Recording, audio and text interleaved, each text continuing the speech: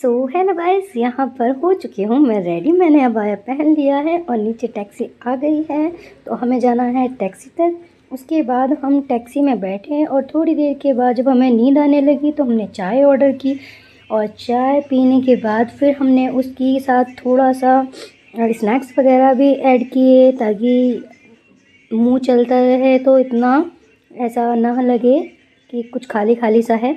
उसके बाद हम एयरपोर्ट पहुंच गए। एयरपोर्ट पहुंचने के बाद हमें अपने लगेज का वेट करना था, ताकि हमारा जो हैंड लगेज है उसका भी बैग का कुछ इशू ना हो और जो हमारा दूसरा लगेज है उसका भी कोई इशू ना हो।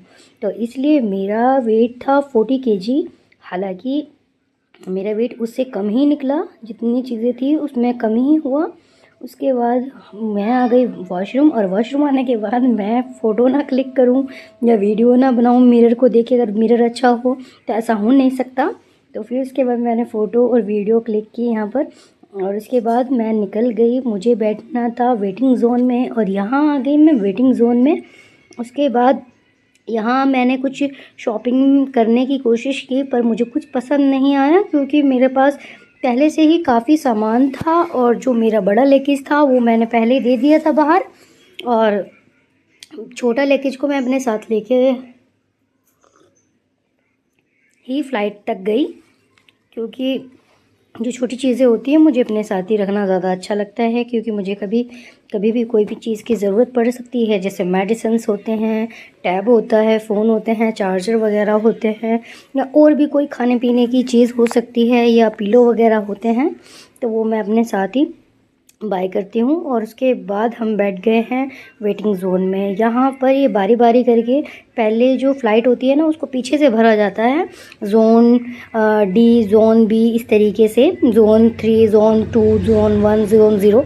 तो मेरा ज़ोन 0 था, क्योंकि मेरी फ़्लाइट में सेकंड विंडो सीट थी स्टार्टिंग में ही, तो मुझे इसलिए लेट तक बैठना पड़ा, क्योंकि पीछे से ही फ़्लाइट को पहले भरा जा रहा था। क्योंकि अगर स्टार्टिंग से भर देंगे तो फिर उसमें इशू होता है इसलिए तो मैं वेट ही कर रही थी। मैंने वीडियो भी बनाई यहाँ पर। उसके बाद हम जाने लगे फ़्लाइट में, ये देख सकते हैं आप। उसके बाद लोग मुझे देख रहे थे कि मतलब यहाँ पर भी ये वीडियोस बना रहे हैं, पीछे से भी देख रहे थे लोग, साइड से भी देख रहे थे।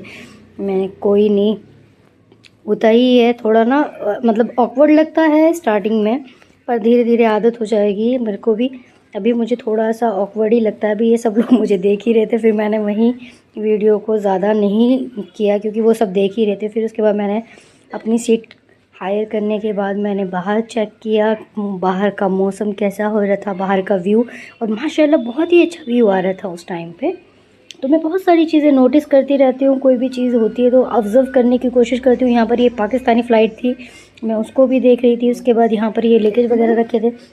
उसके बाद ये लोगों ने जो क्रू मेंबर थे, एयर होस्टल्स थी, इन्होंने हमें सारे रूल्स एंड रेगुलेशंस वगैरह समझाए यहाँ पर, और हम इन्हीं को देख रहे थे। उसके बाद सब लोगों का पूरा प्रॉपर फोकस उनके पास था, क्योंकि मेरे को तो ये सारी चीज़ें ना सेम सेम लगती है, क्योंकि हर बार वो सेम ही चीज़ें बताते हैं।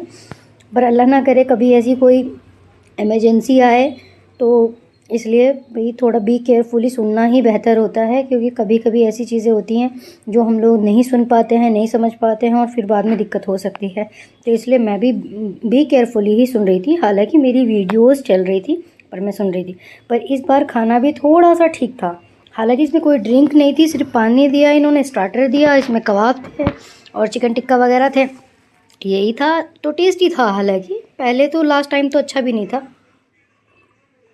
उसके बाद मैंने बाहर का व्यू चेक किया।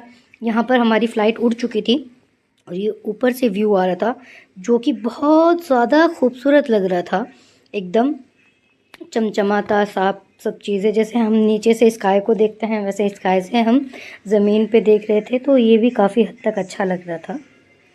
देखिए, उसके बाद लाइटें ऑफ हो गई थी फ़्लाइट की उड़ने के बाद, क्योंकि स्टार्टिंग में थोड़ा होता है ना कि बाहर का व्यू थोड़ा सा अजीब हो जाता है कई बार मौसम ख़राब होने की वजह से भी, तो फ़्लाइट को थोड़ा ना डिम कर रखा था।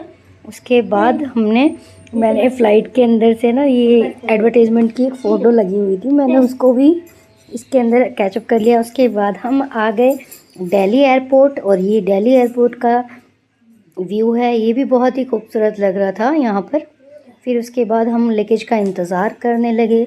पहले हमें आधा घंटा हुआ इंतज़ार करते हुए, फिर 1 घंटा हो गया, फिर 2 घंटे हो गए, फिर बेल्ट चेंज होने लगी कि इस बेल्ट पे नहीं, उस बेल्ट पे आ रहा है, उस बेल्ट पे नहीं, तीसरी बेल्ट पे आ रहा है। उसी तरीके से, क्योंकि फ़्लाइट में हमें बताया गया था कि 13 बेल्ट पे आएगा, पर आया 12 पे, और वो भी एक ही आया और 2 लगेज मेरे आई नहीं। उसके बाद 4.5 घंटे वेट करने के बाद मेरा सारा डिसमिस हो गया जितना प्लान था।